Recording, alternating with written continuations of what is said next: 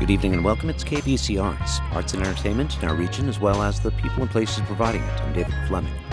Tonight we have music and conversation with Eyerie Zanzele, a spoken word and rap and hip-hop artist. Her most recent disc is with her brother, Hermanos Eyerie, though she used to perform with a couple of all-female groups, including Guerrilla Queens.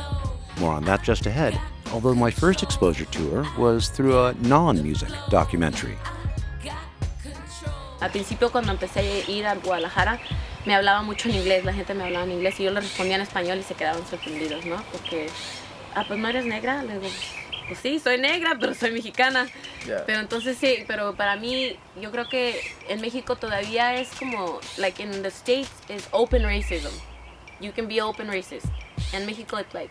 Now, in essence, also, this conversation is not so much me speaking with someone that I've known about forever and that I've wanted to hear about and talk to. I just found out about you, but there are a lot of sides to you. And now I am anxious to hear about this. But very recently here at the campus of Valley College, there is a screening of Nana Dijo, Grandma Said, with Boca Floa.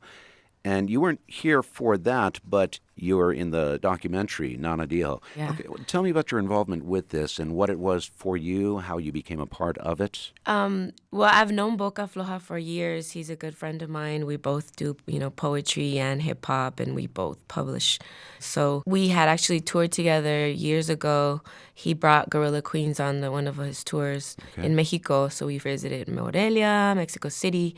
And because I was a spoken word artist, when I did a song, I did like a part of a song on one of his albums, and he brought us along that year when he dropped as Guerrilla Queens. Okay, way cool. And what was your part of the documentary? It was just a personal interview, documenting my experience as an Afro-Descendiente. So just like what happened to me as I was growing up in these two different worlds. Let's touch on this. This is more of an arts and entertainment interview, less of a sociological, cultural studies thing. But let's just address that term for a second, Afro-Latino. Crystal clear for a lot of people, but I suppose a lot of people might not get this meaning. We go even further. We say Afro-Indigenous because, the Spanish blood is more recent than anything else. But in Mexico, they just recognized the African descendants as a third root that creates Mexicans, because there's a large population of us down there. And for a while, it was kind of like brushed under the rug. Nobody really talked about this African root, the Afro descendants, that are very prominent. You can go to Mexico. 3 different parts of Mexico currently host a lot of Afro descendants there. Mexicans look like this everywhere. The first time I went to Costa Chica, I felt like I found my family. I looked around and everyone looked like me. And I was like, wow, you're black with curly hair. Apparently this is where I belong. I felt good because for the first time, everyone had the same thing that I had. For me, it was important to just talk about my experience, because that's something that we are as artists, we are the current news carriers, the people who tell these experiences, who are able to talk about these things that happen to us. For me, being from, like I said, these two cultures that kind of mesh together secretly, but now it's more open. Now it's kind of like popular to be Afro-Latino, and there's like people like Zoe Saldana and, musicians and artists that are very proud of it. But it was, we were around forever. I feel like the fact of the matter is our experience is now documented. That's the only difference. Right. Well, in the past, it was like so many cultural crossings, indigenous people met up with so many different cultures. Yeah. So that's why you have Mexicans, that's why there is things like La Raza Cósmica, which was a story written about us, about how we are this cosmic race. A lot of people have Afro-Indigenous. Yeah. And a lot of people have like a controversial thing to say with the way we are labeled as far as like why we needed to be recognized in the census in Mexico. But I feel like identity and culture, all those things are super important when you want to reclaim and decolonize. So that's what I participated in that documentary. Kind of was like Boca just asked me to speak on my experience. I didn't know what he was going to make with it, and Okay. it became something so beautiful. La primera vez que me acuerdo que sí fue algo muy impactante fue en la secundaria. Cuando me traté de juntar con las mexicanas y me decían, no, estás muy negra. Y luego me traté de juntar con las negras y decían, no hablas español. Entonces eres muy mexicana. Entonces, 2 black for the Mexicans and 2 Mexicans for the blacks. My black friends didn't know, they didn't accept me the way I am. They was just like, okay, cool, you're black, and that's all they was thinking about you. About how you know how to speak Spanish. Crazy. Like, same thing for me. When I grew up in Compton, so it was really crazy. Yeah. Because my last name is Martinez. So when my friends would come to my house, they hear my mom hearing salsa or merengue, or we having a party, and it's just nothing but Spanish music. And they go back there, they're like, why is it all these black people over here? Y'all black Mexicans or something?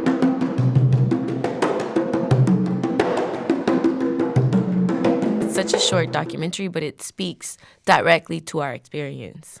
And you were talking about this this cross-cultural. Again, I swear we'll get to arts and entertainment at some point, but this is a thing that he addresses, and you grew up with.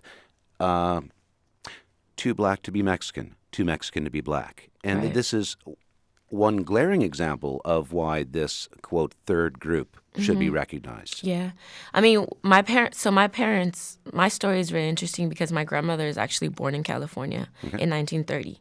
Okay. But then her parents obviously immigrated here from Mexico during the time of, I think it was one of the presidents who banned Christianity and Catholicism and any practices in Mexico. So my grandparents were cristeros, and they fled up north, which is California. Okay. My grandmother's born here in 1930. When she's about 4 or 5 years old, the recession hits heavily. They ship all the Mexicans back to Mexico. My grandmother was, a toddler, and then she comes back to the States for a little while. She works here. She tries to fix my mother's paperwork. By this time, she already had my mother, but my mother was born in Mexico. Long story short, my mother comes to the U.S., and I'm born here. Okay. And then when, once again, we're forced to relocate for financial, economical reasons. We go back to Mexico, and I'm raised in Mexico from the time I was 1 until I was 5, right before my little sister's born. So I spoke Spanish, solely Spanish, my first 5 years of life. Okay. So, but my experience is like of 2 different worlds. It really is literally 2 different worlds. While I was raised in Mexico, there was no major difference. I just was one of the kids that was raised in the same household, Yeah. But then I come to the U.S., and I don't speak English very well, and I'm not very fluent in their schooling system. So, it was difficult to adjust and to literally assimilate without knowing English. That was the first barrier.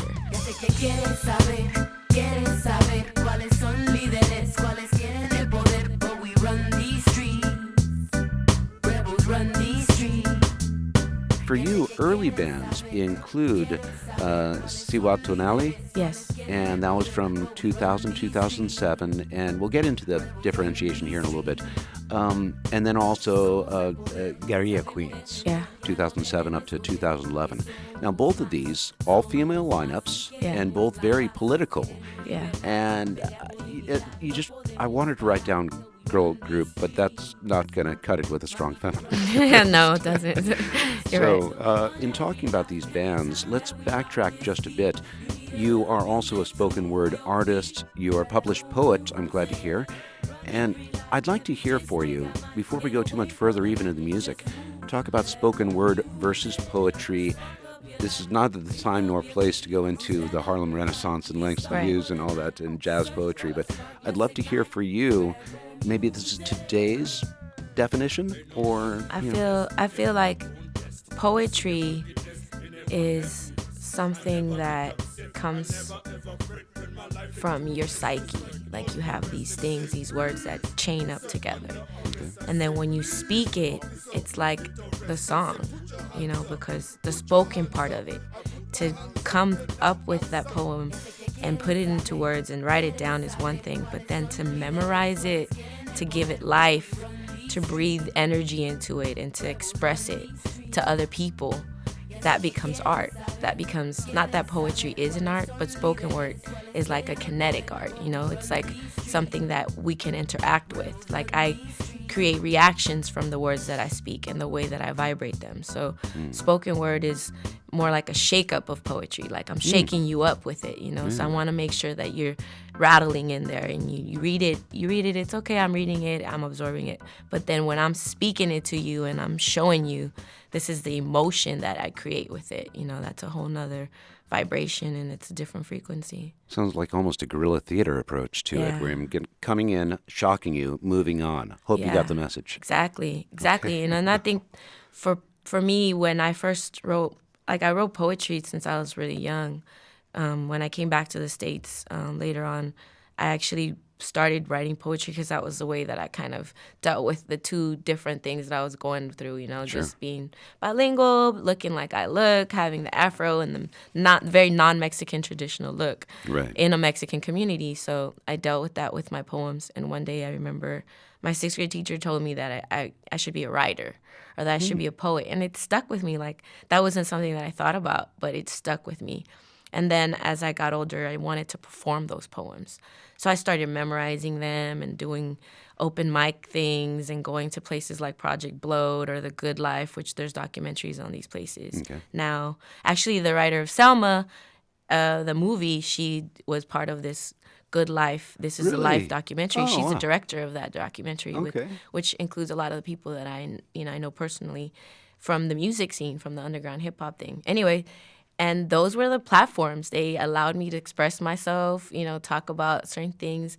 The Good Life was a cool place because you weren't allowed to cuss. So you really had to be very creative when you rapped or you did in your poems and stuff like that. So you had to be very creative and use larger vocabulary than normal. So I did, and I took Shakespeare in high school, so I did really well in English, you know, like after not having it as my first language. But I think when I became part of Cihuatonali, it was kind of like a sync because we were all on that same page. We all were like trying to express ourselves, you know, as young women of color, and it just kind of finding identity through the poetry and the spoken word movement.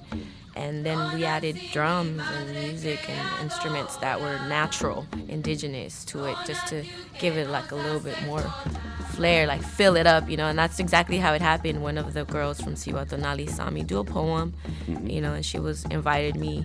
She's like, "Didn't you think it'd be cool to have like drums behind it and like fill it up?" And I was like, "Yeah, that sounds cool." So she invited me to a rehearsal, and that was the beginning of Cihuatonali.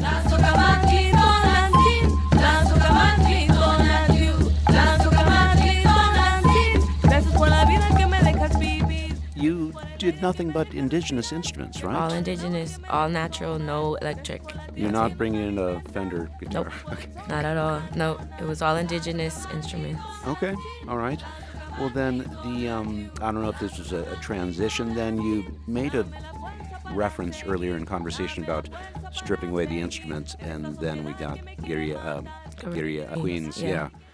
I'm trying to not say it, doesn't it? Guerrilla queens. That happened because one of the girls that I was a part of Cihuatonali with, she and I were always really close, and we wanted to do more hip hop things. Okay. We were very influenced by the whole Project Blowed, Good Life, all that. So we were like, let's do raps. Let's see what we could write over these beats, you know, see how these songs come up. And sure enough, we did, our first song that we wrote was Liberación, which is a reggae hip-hop track. And it was live instruments that my friend had played, and he gave me, like, beats. So we wrote a couple songs to his beats. And that song, Liberación, just talks about liberation, you know, and, like, how we escape Babylon in our mind. Oh, nice. You know, not necessarily a physical place, because we do live in a very, you know... It's a reference to Isaiah, by the way. Yeah. So we do live in a very, you know, capitalistic environment, very patriarchal environment, society. Absolutely. And whatnot. But if you liberate your mind, like Bob Marley says, you know, you liberate your mind, that's free. That's freedom. You're free from mental slavery. Free yourself from mental slavery. Yeah. So that was what the song called, and I spelled it libera, like to free, Zion, Zion. Oh, okay. Because I wanted people to connect to their Zion. I feel like Zion not only is a physical place, but it's your own liberation, your freedom from your own mental slavery.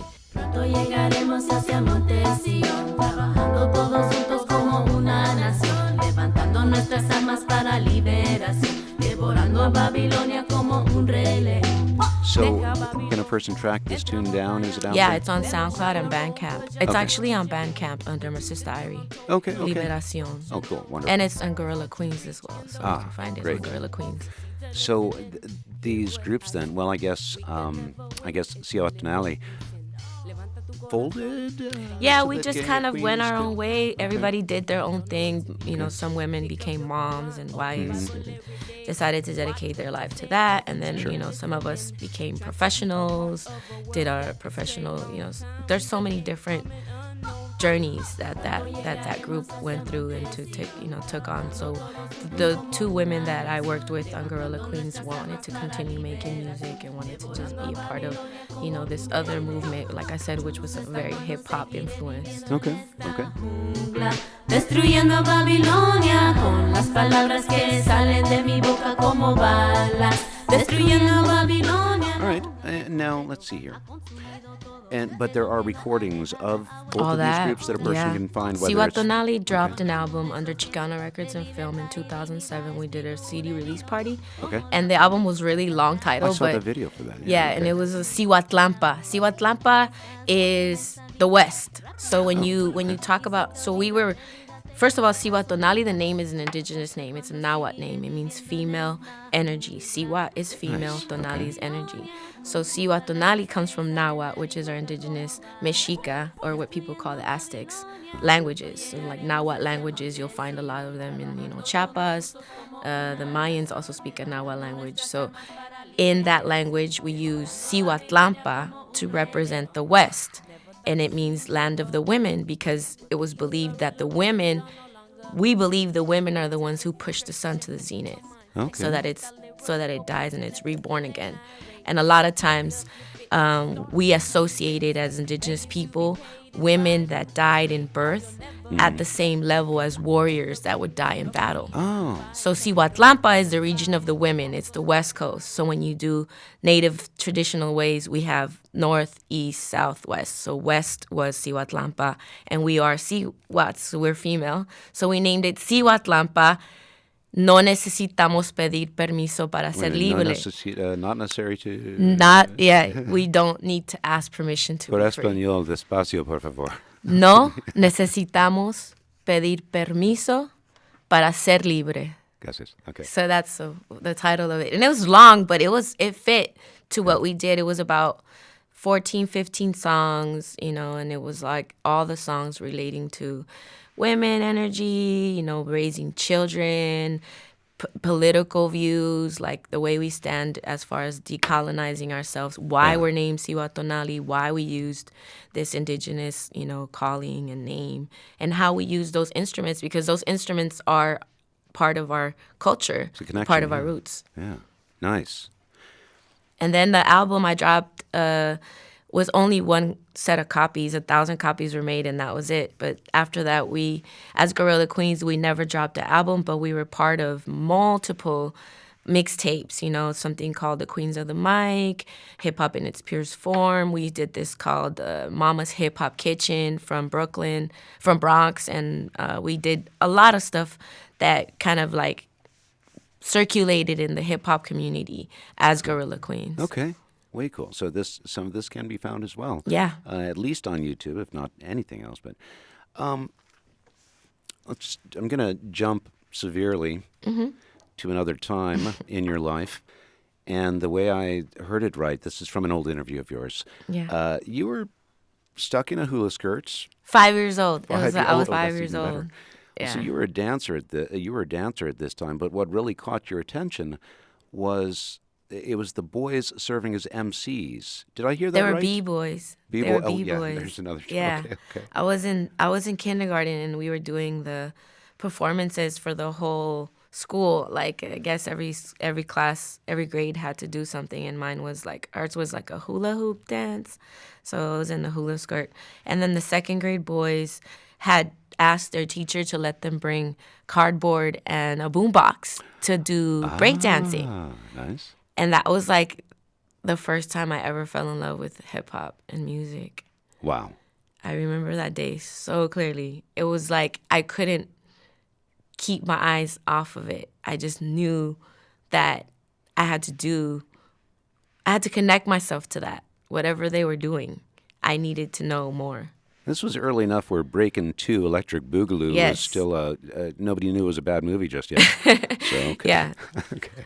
But you were wanting to do the emceeing. Well, yeah, I started with hip-hop breakdancing. I saw them breakdancing, and I didn't know that I was going to be an MC then. I knew that I just needed to be like that movement, hip-hop movement to me, that I wanted that. Yeah. I wanted that culture. I wanted to be in that culture. Okay. Well, Hermanos Eyerie. Yes. And this is, I guess, the most current incarnation. I'll say it again. Right. Some of the tracks on here, Deja Vu is the first one. There's a lot of wordplay in here, and I'm upset that I don't know my Spanish enough to have caught all of the wonderful wordplay that some of the things we were discussing earlier. But Deja Vu, the line that just really caught me, and I have no other questions about this other than this is the life no one chose. Yeah. This is the life that no one chose. Not a single soul knows what the future beholds. Can you go into the lyrics of that? My brother wrote that chorus. He's really, I'm all about metaphors and double entendres and triple entendres. I love playing with words. It's like, I took semantics in college because it just really, and linguistics is like a big thing. I was going to actually do my minor in it. But anyway, I I'm feel very like much a word geek myself. Yeah, I feel like he meant, we're all born here and we don't know our destiny until we really speak it into existence. You choose the things that you choose as you're growing up because they're your part of what you're attracted to and your passion. Like I didn't know I was going to become an MC, and then not now using the music with it. And I was born in a time where hip hop was like brand new, fresh new, and everybody was just getting to understand how powerful it's going to be. It was very crucial for me to grasp on that at a young age, I feel like, because I got to experience the purest parts of it. Now it's in so many different genres and they use it for advertisements and commercials, and corporations are like buying into it crazy.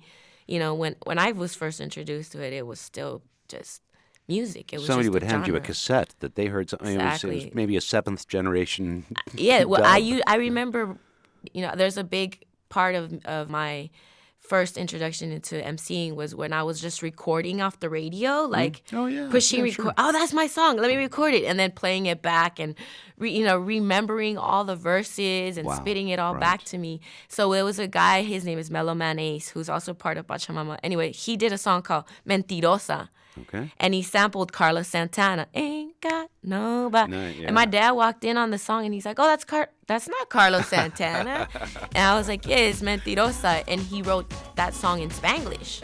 And that's the first time you get Spanish and English in one rap song on the radio. Yeah, I was like floored. I was like recording it as many times as I could because I wanted to memorize that song, 20 years later, however many years later, that song comes out in all these different things, and I meet Mellow Man Ace at one of these events. Wow. And I get to do it with him live. I told him, I was like, when I was a little girl, I memorized your song, and I told myself I would be rapping with you one day, and here I am rapping this song with you. Because he was there at one of our shows, and he's like, I opened up for him, and he was like, anybody know this song? Want to come help me? And I was like, my friends all pushed me, like, she knows it really well. But anyway, so Mellow Man Ace was a big influence on my first introduction to Spanglish rapping. And he's Afro-Cubano, and he's very proud of his roots too. So we have, very tight connection. I call him my padrino, my godfather. Because like literally if I had a godfather of rapping, he would be it. This is, again, you're glowing a little bit right now just talking about this wonderful memory of something you always wanted. That's really cool. I want to talk about another track from Hermanos Eyerie, and that is Love Buzz. Yes. This one features Classy, spelled with a K. Yeah. it starts with a song and a rap with you, first of all, and then Classy comes in. But before we get to the track, tell me of your association with Classy, because first, a bunch of people listening will know who she is, and a bunch of people won't. Yeah. So just who is Classy she? is and this how young. You, She's a young MC, Filipina MC, and she's just amazing. She's a young mother too. She just happens to have like that flair that I like in the new generation, that does music and that's real honest, and they call it boom bap rap because it's so true to like hip hop. I just like her flow, and I liked the fact of the matter was that she was very like fresh. She had like a new face and a new flavor, Yeah. The song came from a friend of hers who produced this beat called Prozac Morris. Shout out to Prozac. And I heard the beat, and as soon as I heard the beat, I was like, I got something. And I wrote a chorus. And then when we produced the album as Hermanos Eyerie, my brother was like, hey, it's the only track that I'm not producing. Do you think it's a good idea to remix it? And I was like, yeah. And he's like, but I don't want to remix it into hip hop. I want to remix it into like a punk rock song. Oh. And I was like, what? I was like, okay, let's see what you did. And he showed me what he had made. And I was like, wow. Yeah, let's do it. So when you get like the copy of the album I gave you, you get the tracks, and at the end of the last track, it's a hidden track. You get the full punk rock version of Love Buzz. Oh, cool. I'm excited about this hidden track. And you really got me excited, too, about this punk rock version of... That's just going to be one of the first things I do when we get done with this, checking that out. Yeah. Probably be playing in the background, I didn't know what he was going to do. He was like, I want to make this track Love Buzz different. And I was like, do what you want. Because the album, you can't label it hip-hop by itself. You can't label it reggae by itself. Right. But it has a good melange.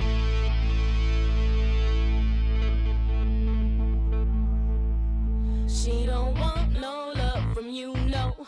She don't want